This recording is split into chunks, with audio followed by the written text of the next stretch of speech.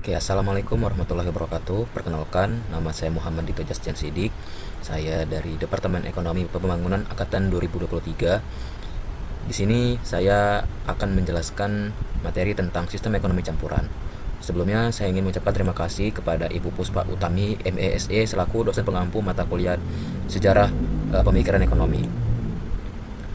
Baiklah, kita masuk langsung ke pembahasan materinya. Oke, di sini yang pertama adalah terkait dengan pengertian dari sistem ekonomi campuran. Sistem ekonomi campuran adalah sistem ekonomi yang menggabungkan unsur sistem ekonomi pasar dan sistem ekonomi komando dalam pengelolaan perekonomian suatu negara. Dalam sistem ini, kegiatan ekonomi dijalankan melalui kerjasama antara sektor swasta dan pemerintah. Ada beberapa pendapat ahli yang menjelaskan tentang pengertian dari sistem ekonomi campuran. Yang pertama adalah Paul Samuelson.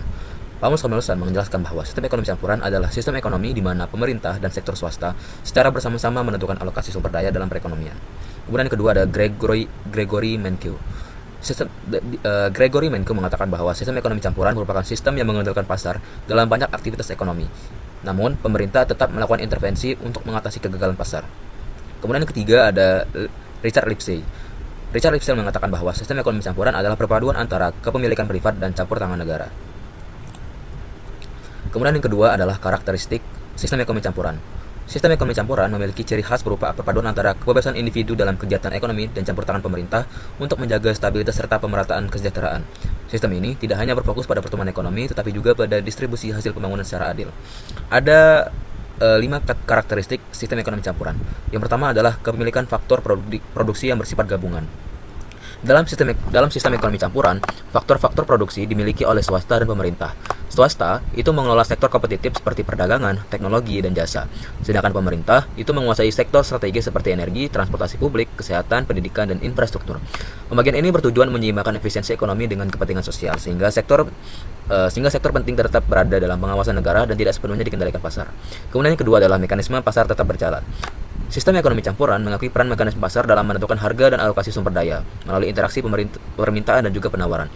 Produsen dan konsumen itu bebas menentukan pilihan ekonomi, tetapi pemerintah tetap melakukan pengawasan agar pasar tidak berjalan sepenuhnya tanpa kendali. Kemudian yang ketiga, adanya campur tangan pemerintah. Dalam sistem ekonomi campuran, pemerintah itu berperan aktif mengatur perekonomian melalui regulasi, kebijakan perpajakan, subsidi, pengawasan, persaingan usaha, dan juga pengendalian inflasi. Intervensi ini bertujuan menjaga stabilitas ekonomi serta mencegah kegagalan pasar. Kemudian yang keempat, adanya kebebasan berusaha. Dalam sistem ekonomi campuran, masyarakat memiliki kebebasan melakukan aktivitas ekonomi seperti membuka usaha, berinvestasi, mengembangkan inovasi, dan juga memilih pekerjaan. Kebebasan ini mendorong kreativitas serta produktivitas, namun tetap diatur oleh hukum agar tidak merugikan kepentingan masyarakat. Yang kelima, atau yang terakhir, yaitu berorientasi pada kesejahteraan sosial. Sistem ekonomi campuran tidak hanya berorientasi pada keuntungan ekonomi, tetapi juga pada kesejahteraan masyarakat. Pemerintah itu menjalankan berbagai program sosial seperti jaminan kesehatan, subsidi, pendidikan, bantuan sosial, dan juga perlindungan tenaga kerja. Dengan demikian, pertumbuhan ekonomi diarahkan agar tetap disertai dengan keadilan sosial. Kemudian kita masuk kepada tujuan dari sistem ekonomi campuran. Sistem ekonomi campuran diterapkan untuk mencapai keseimbangan antara pertumbuhan ekonomi, stabilitas nasional, dan juga pemerataan kesejahteraan masyarakat. Ada 5 tujuan dari sistem ekonomi campuran. Yang pertama adalah mendorong pertumbuhan ekonomi.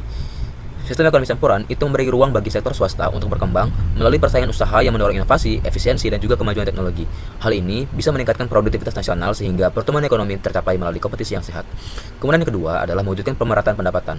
Pemerintah itu melakukan redistribusi pendapatan melalui pajak progresif, subsidi, bantuan sosial, dan juga program kesejahteraan untuk mengurangi kesenjangan sosial. Tujuannya agar hasil pembangunan dapat dinikmati oleh seluruh masyarakat secara lebih merata. Kemudian yang ketiga adalah menjaga stabilitas ekonomi. Pemerintah itu menjaga stabilitas ekonomi melalui kebijakan fiskal, kebijakan moneter, dan juga intervensi harga untuk bisa menjaga inflasi tinggi, resesi, serta krisis ekonomi. Yang keempat, menjaga penyediaan barang publik.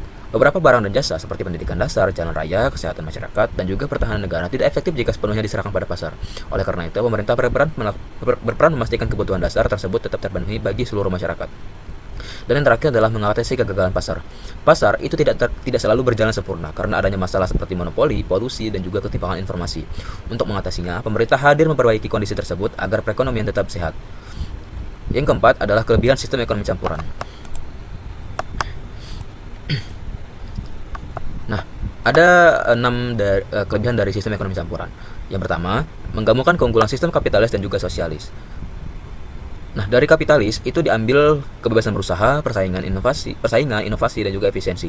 Sedangkan dari sosialis diambil prinsip pemerataan, kesejahteraan, perlindungan sosial dan juga peran negara di sektor strategis. Kombinasi ini memungkinkan pertumbuhan ekonomi yang dinamis sekaligus tetap memperhatikan keadaan sosial, sehingga tercipta keseimbangan antara efisiensi ekonomi dan kepentingan masyarakat luas. Yang kedua adalah mendorong inovasi dan juga kreativitas. Kebebasan sektor swasta itu mendorong perusahaan untuk berinovasi melalui persaingan usaha. Hal ini membuat pelaku usaha mengembangkan teknologi, meningkatkan kualitas produk, menurunkan biaya produksi, dan menciptakan layanan yang lebih efektif. Hingga kemajuan ekonomi dan produktivitas meningkat karena kebebasan ekonomi turut mendorong perkembangan teknologi. Kemudian yang ketiga adalah menjaga stabilitas ekonomi.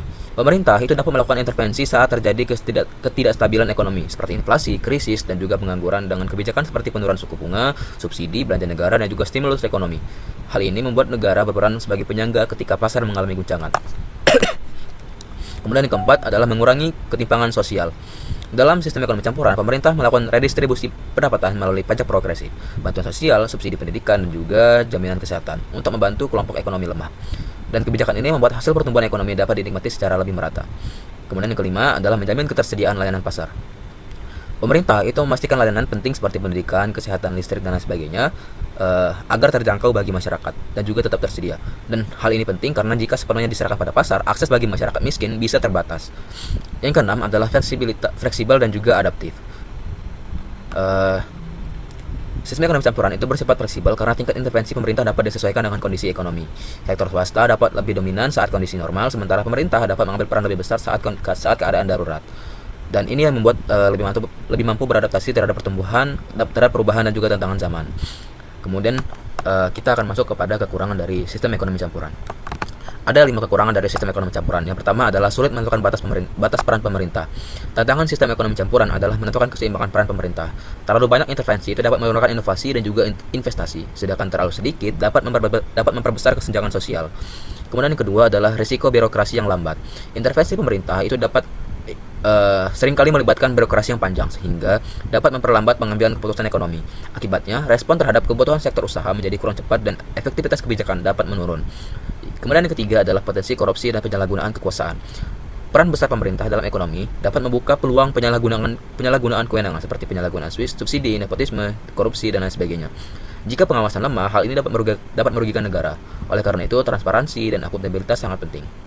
Yang keempat adalah beban anggaran negara besar.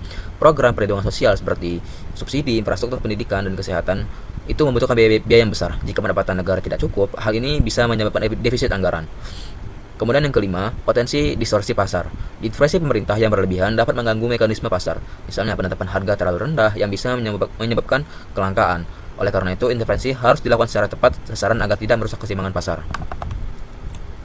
Oke, kita masuk pada peran pemerintah dalam sistem ekonomi campuran. Ada 5 peran pemerintah dalam sistem ekonomi campuran, yaitu yang pertama sebagai regulator.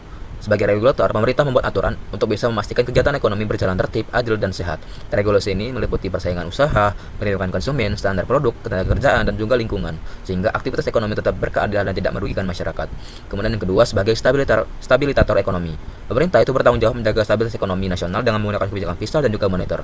Fiskal itu mengatur penerimaan, pengeluaran pajak, dan juga subsidi, sedangkan moneter mengendalikan jumlah uang beredar, suku bunga, dan juga nilai tukar. Tujuannya adalah menjaga perekonomian agar tetap stabil dan juga dalam berbagai kondisi. Kemudian yang ketiga adalah pemerintah sebagai produsen. Dalam sistem ekonomi campuran, pemerintah ikut sebagai produsen melalui BUMN pada sektor strategis seperti listrik, energi, transportasi, air, dan lain sebagainya. Dan di Indonesia ini dilakukan melalui PLN, Pertamina, Kereta Api Indonesia, dan juga Perum Bulog untuk bisa memastikan layanan tetap tersedia dan terjangkau. Kemudian yang keempat adalah sebagai distributor kesejahteraan. Pemerintah berperan mendistribusikan hasil pembangunan agar lebih merata melalui pajak progresif, bantuan sosial, subsidi pendidikan, dan juga kesehatan, serta perlindungan tenaga kerja. Program seperti bantuan langsung tunai dan jaminan kesehatan nasional bertujuan mengurangi kesenjangan sosial sehingga kesejahteraan tidak hanya dinikmati kelompok tertentu. Yang kelima adalah pemerintah sebagai pelindung kepentingan publik. Pemerintah melindungi masyarakat dari dampak negatif aktivitas ekonomi melalui perlindungan konsumen, tenaga kerja, dan lingkungan, seperti penetapan upah minimum.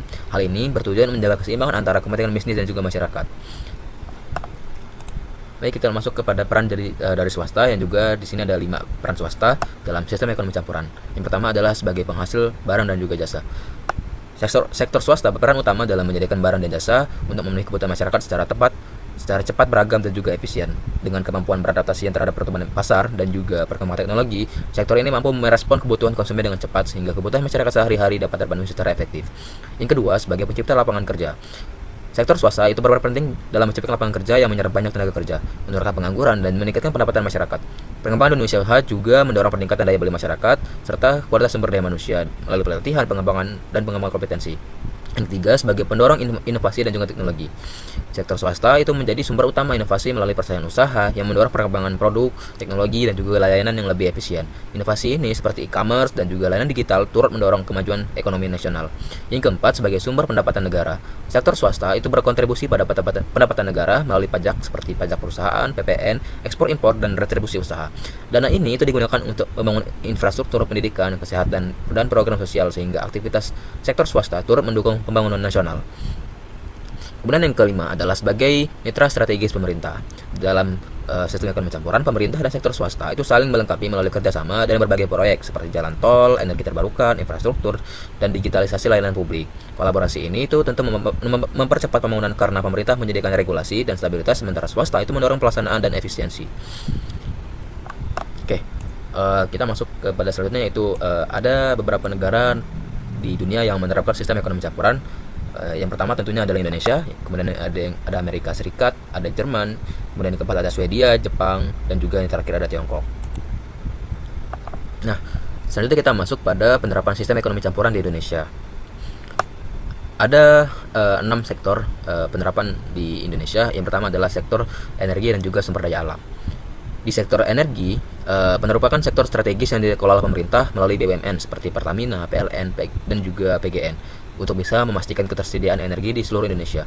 Tapi sektor swasta juga dilibatkan dalam investasi pembangkit listrik, energi terbarukan, dan juga pengembangan teknologi untuk bisa meningkatkan efisiensi dan kapasitas produksi. Dengan demikian, negara tetap mengendalikan sektor vital, sementara swasta itu mendukung pengembangannya. Yang kedua, pada sektor pendidikan. Pendidikan dalam sistem ekonomi campuran dijalankan oleh pemerintah melalui sekolah dan perguruan tinggi negeri yang didukung program seperti BOS, dana BOS, KIP kuliah, beasiswa lainnya, agar dapat diakses luas oleh masyarakat. Tapi di sisi lain, sektor swasta itu juga berperan melalui lembaga pendidikan yang memperluas akses dan meningkatkan persaingan kualitas. Kemudian yang ketiga adalah penerapan pada sektor kesehatan.